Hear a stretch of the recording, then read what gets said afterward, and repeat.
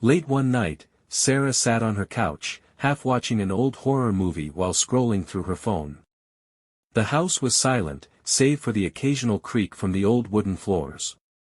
Suddenly, a soft knock echoed through the hallway, startling her. She paused the movie and listened. Silence followed, but the sound had been unmistakable. Slowly, she stood and walked to the door.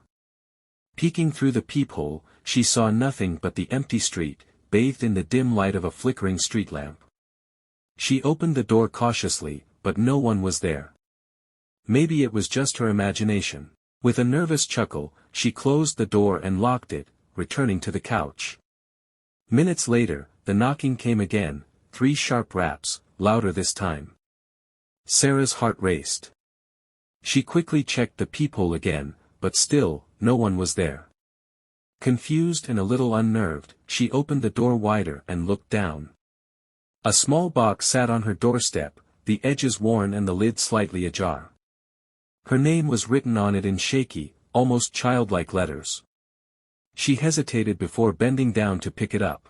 The box was heavier than she expected, and she felt an odd chill run through her as she brought it inside.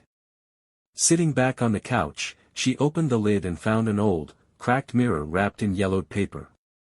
The glass was smeared with dust, and a strange feeling of unease settled over her.